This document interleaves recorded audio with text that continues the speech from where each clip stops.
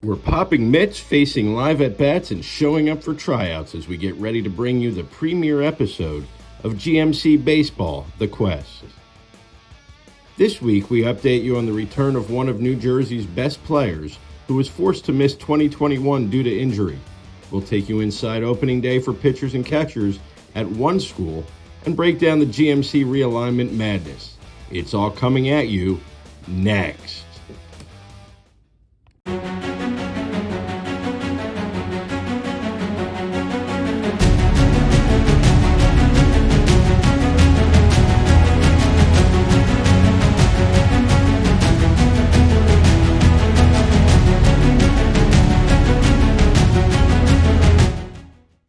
We thank you for joining us here on YouTube at NJ College Baseball Nation as we get set to bring you all the fun, action, and excitement of the 2022 GMC baseball season. Always feel free to like, comment, or most importantly, subscribe to our channel. We will start with a look at St. Joseph's of Metuchen pitcher Donovan Zsak. After missing the entire 2021 season following Tommy John surgery, Donovan is back and he faced live hitters for the first time in over 20 months last week. We filed this report.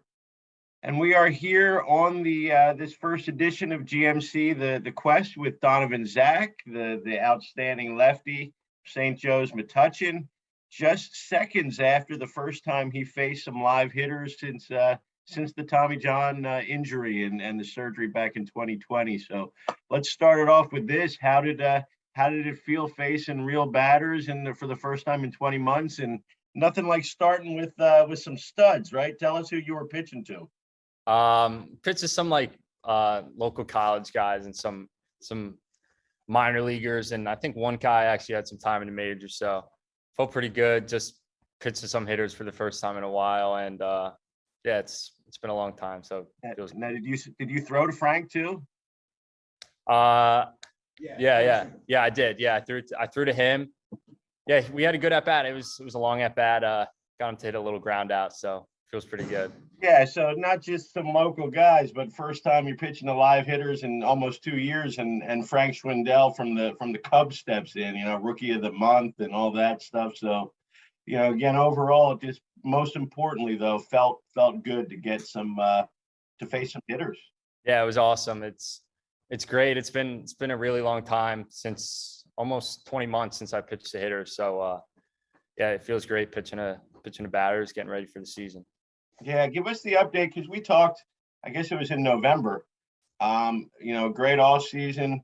You hit some huge numbers that you probably, I don't know if you ever thought possible, or certainly not. I didn't think I was going to hit it. Yeah, none of these numbers. Yeah. But tell us about how the winter went. And where our mind is going into, school ball starting.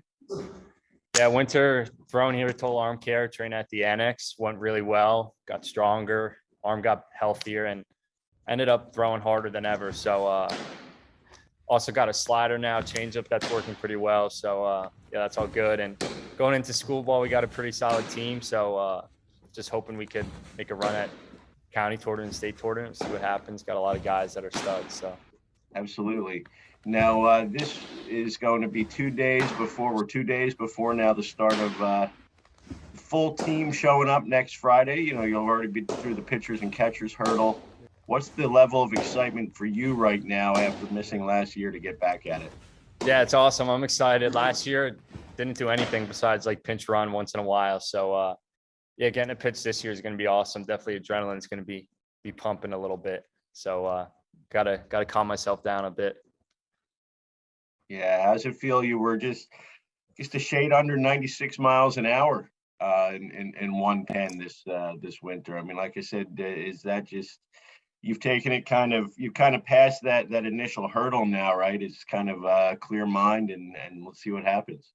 Yeah, I was nervous for a while. My recovery definitely took a lot longer than a lot of people's. So once this winter I started hitting some numbers I liked, I got amped up and just kept pushing. And yeah, I'm happy it all worked out. So got a big season ahead, play a lot of tough teams. So I'm excited. Now you got to work with some of the best on the rehab trail for you, obviously with Mick and Greg over at the Annex and Resilient and Tom here. Just tell us what it's been to you to have those kind of guys in your corner. Yeah, it's awesome. Like 10 months ago, I never would have thought I would be throwing this velo, and especially at like my weight and size. But yeah, Annex definitely got more mobile, stronger, and here definitely arms moving a lot better. And it's awesome just to have these great people around me to help me be the best pitcher I could be. How big were you when you got hurt, and how big are we now? I was like probably the same height, about 6'2", 6'3", but when I got hurt, I was about 160 pounds. Now I'm like 185. So yeah, it's a big difference. Pretty solid. But I Yes. still got to put on a lot of weight. Like there's a lot of progress left and strength. So it seems like you've hit the, you're at a great spot right now, but maybe we still want to get a little bit bigger for the next level. Yeah, definitely. Like over the next few years, I think that's definitely got to be my big goal. Just get bigger and stronger. So velo stays consistent every outing and I'm able to maintain it too. Well, awesome. It's great to see all the growth that you've done over the summer. We know the other team's hitters might not be as happy, but we know you can't wait to get the St. Joe's uniform back. And thank you so much for coming out and joining us on the opening edition of GMC The Quest. Yeah, no problem. Thanks for having me. It means a lot. Absolutely. Donovan Zsak, our guest here. We'll be back with more on today's episode. It's great to see Donovan ready to go and back as he's one of New Jersey's best. Let's change gears for just a second as we head over to South Brunswick High School. Yesterday was the very first day for pitchers and catchers to get out and practice and try out for the 2022 baseball season. So we bring you this story.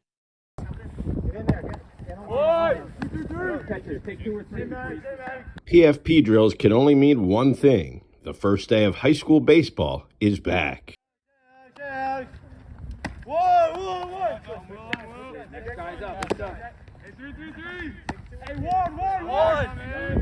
We took it out to South Brunswick for the first day of pitchers and catchers yesterday. The Vikings, GMC finalists a year ago, have a new head coach. But if he looks familiar, it's because Tim Sweeney isn't really a new head coach. The longtime Vikes coach stepped back as head man into an assistant role after 2015 to spend more time with a then-young family. With his replacement, C.J. Hendricks, now moving into the AD role, C.J.'s first hire was Sweeney, who had actually brought Hendricks into the district as an assistant years ago. Yeah, I mean, the group we have now, they've stuck with us the whole time. We've always talked about family and being loyal to one another. And I almost feel like I'd be a hypocrite if I didn't come back, We've always preached it to them that, we're a family. We're a team, but we're a family. We stick together. We back each other up. And when Coach Hector got the opportunity to move up to AD, there wasn't really much thought that went into it. I was taken back over. Sweeney's first team in Act 2 is a senior-dominated squad. 13 class of 2022 grads are on the Vikings team this year, so the coaching continuity is a plus. Still, there were a bit of butterflies the eve of opening day. It was interesting coming back. It's a different experience, when I first had it 15 years ago, whatever it was. Obviously nervous because a young first-time coach. The nerves this time are a little different just because I was in a different role for so long. And now coming back to take over, but we got 13 seniors here that I couldn't step away from.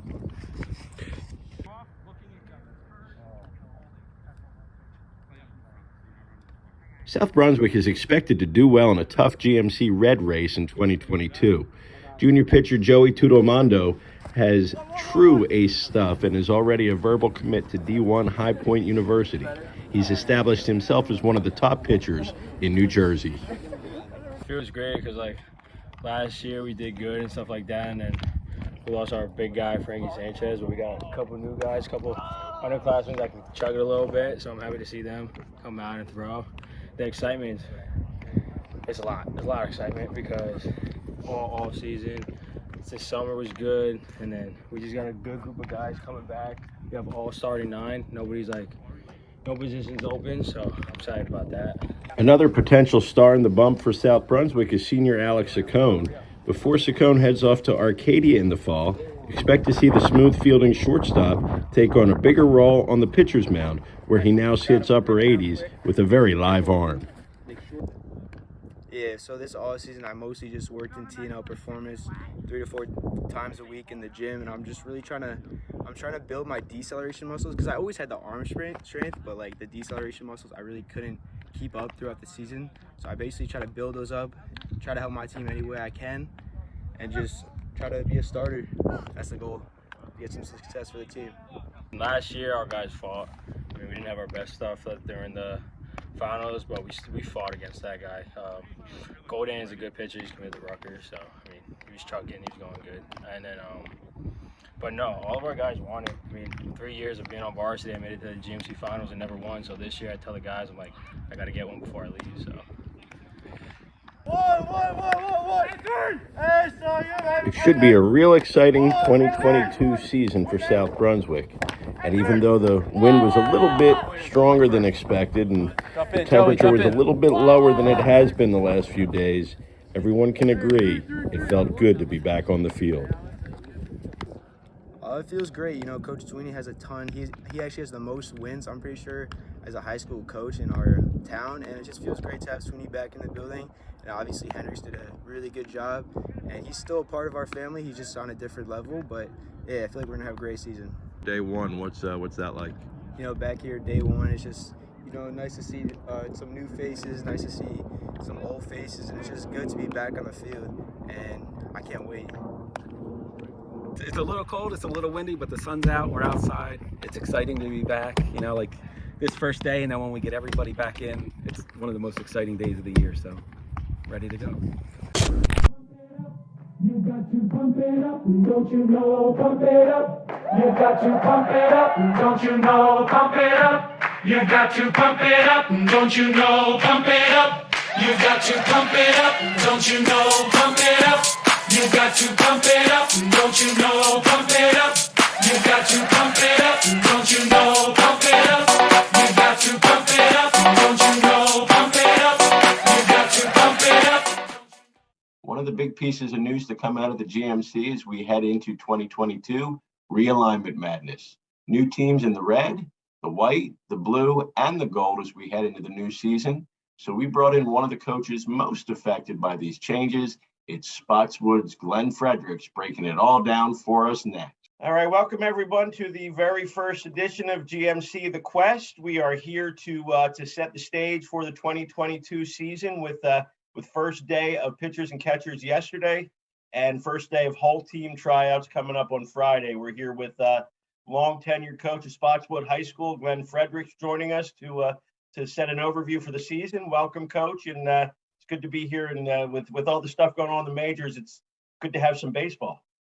Oh, it's good. It's the best, and thank you very much for asking me to be on with you today. I'm so looking. I'm already up at 3 a.m. every day waiting for this thing to get going. So it's time. Yeah. It's about that time. Time of year where you're doing practice plans and tryout plans and all that good stuff. And oh yeah, always better when that takes precedence over lesson plans, I think. I think so too. You just got to know whether it's going to be on the swamp or it's going to be on the asphalt or it's going to be on the gym floor. That's the only, thing you got to wait for the weather that day. So that's right. No turf facility up at Spotswood yet. We're still in the swamp. Not yet.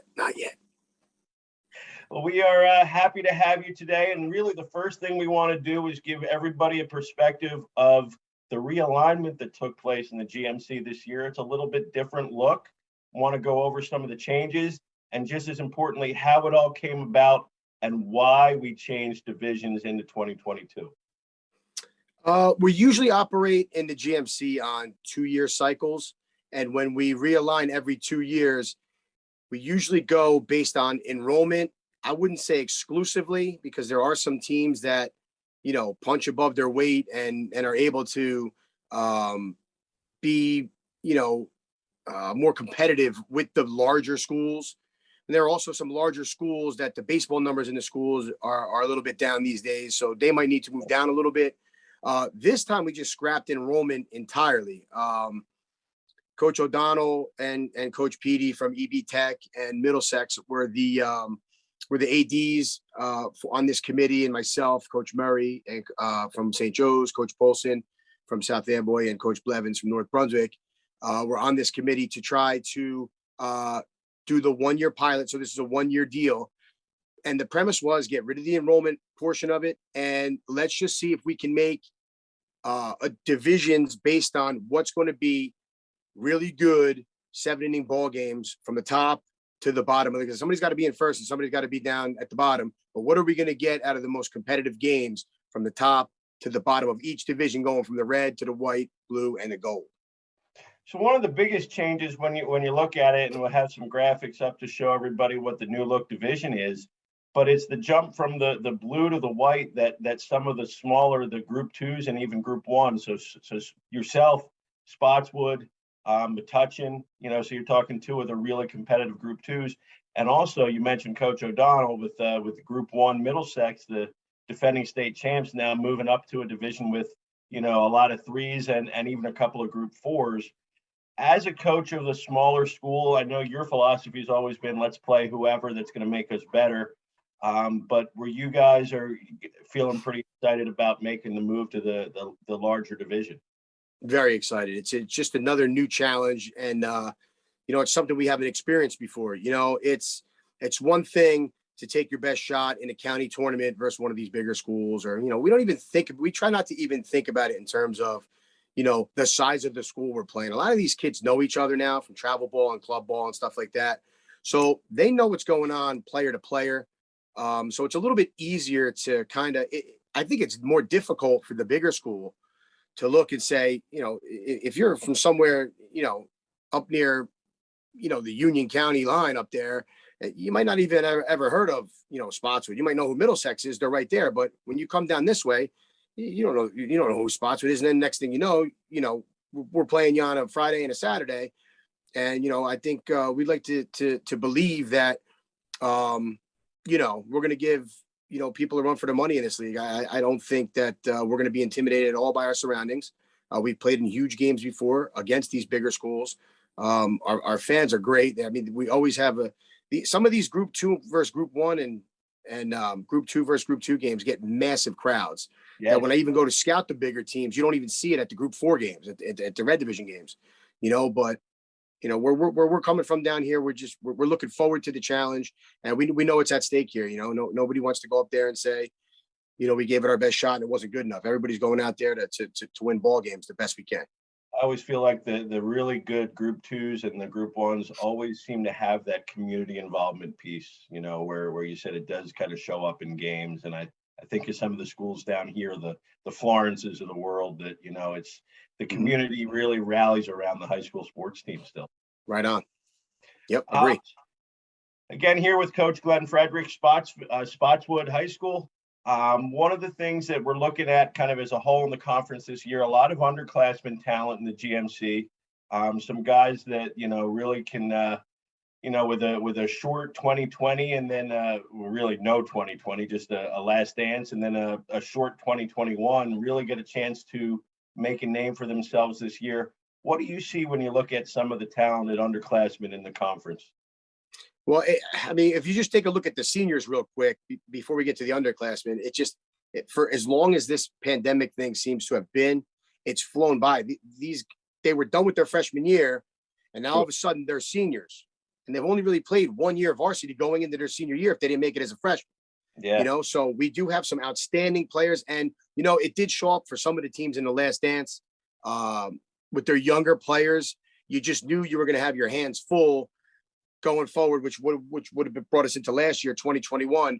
But you got a chance to see right behind them, some of these younger players that didn't even get a 2000, didn't even get a freshman year. So now we're talking, some of them we know as sophomores, but more the ones that are now juniors, they really have a chance if they stepped up and made an all conference team or all county team or all division team as sophomores.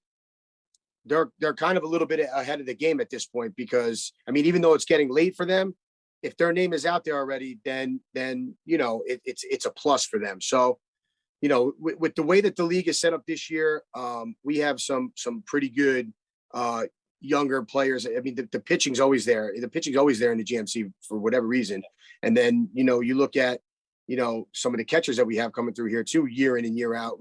Our battery situation is really always very solid. Now to look at some of the younger kids like Zach K from North Brunswick and Jackson Appleman and Edison. And if you look at, some of the younger Joe's guys too, some guys you haven't even heard of are going to open up your eyes there this year.